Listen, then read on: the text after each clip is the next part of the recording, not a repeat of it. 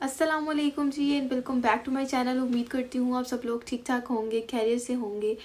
तो जी आज की वीडियो है हमारी एटरएक्स टैबलेट के बारे में। एटरएक्स टैबलेट जो है बहुत से लोगों का यही कॉन्सेप्ट रहता है कि ये टैबलेट किन पर्पसेस में इस्तेमाल होती है। क्या ये टैबलेट स्लीपिंग पिल है, क्या ये टैबलेट सिडेटिव है, क्या हम इसको एंजाइटी डिप्रेशन में यूज़ कर सकते हैं। तो जी आज की वीडियो में आपके तमाम सवालात के जवाब आपको मिल जाएंगे, क्योंकि मैं आज इस पर डिटेल्ड वीडियो जो है वो इन्फॉर्मेशन देने वाली हूँ आपको कि एटरएक्स टैबलेट जो है ये बेसिकली आप किन पर्पसेस में इसको इस्तेमाल करते हैं और क्या आप इसको एंजाइटी डिप्रेशन में इस्तेमाल कर सकते हैं या नहीं। तो जी एटरएक्स टैबलेट की अगर हम इंग्रेडिएंट देखें तो इसमें हाइड्रोक्सीजीन हाइड्रोक्लोराइड पाया जाता है, जो कि एंटी हिस्टामिन की क्लास से बिलोंग करता है। और एंटी हिस्टामिन क्या होती है, ये एक एंटी एलर्जिक होती है। ठीक है, बेसिकली ये एंटी एलर्जिक टैबलेट है। ठीक है, ये एलर्जिक केसेस में यूज़ की जाती है। लाइक आपको सीजनल एलर्जी हो गई है या आपको कोई स्किन पे एलर्जी हो गई है तो ये उन केसेस में इस्तेमाल होती है।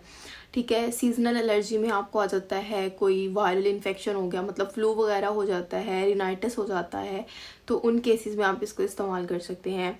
या आपकी स्किन के ऊपर किसी भी तरह की एलर्जी हो जाती है, जिस तरह रैश हो जाता है या इस तरह की कोई कंडीशन, तो उसमें आप इसको इस्तेमाल कर सकते हैं। ये हो गया इसका यूज़ कि आप इसको एंटी एलर्जिक के तौर पर इस्तेमाल करें।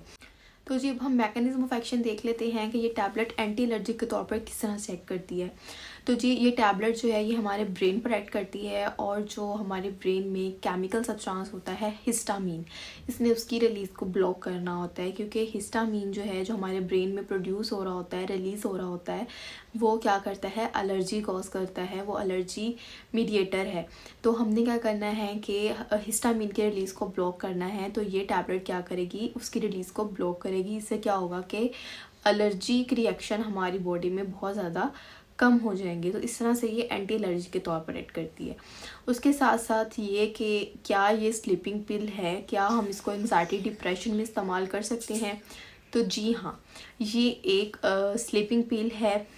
ठीक है, ये सिडेटिव भी है। इसको जो है इसका अगर हम देखें ना कि ऑफ लेबल यूज़ है, तो ये ऑफ लेबल यूज़ इसका है कि इसको सिडेटिव के तौर पर भी इस्तेमाल किया जाता है। बहुत से एंजाइटी और डिप्रेशन के पेशेंट्स में इस टैबलेट का इस्तेमाल किया जाता है।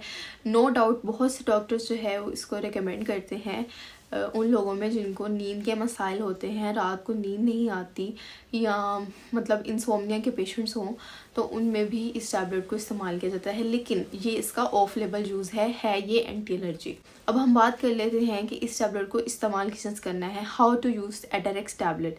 एटरएक्स टैबलेट बेसिकली दो पोटेंसीज में आती है, 10 mg और 25 mg।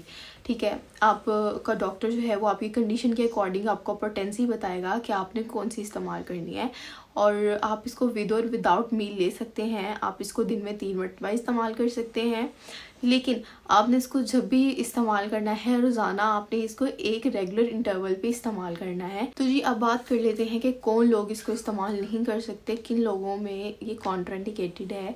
तो प्रेगनेंसी में आप इसको इस्तेमाल नहीं कर सकते। उसके अलावा जो पेशेंट्स हैं जिनको हाइड्रोक्सीजीन से एलर्जी है वो इस टैबलेट का इस्तेमाल नहीं कर सकते। इसके साइड इफ़ेक्ट्स जो है वो अब हम देख लेते हैं।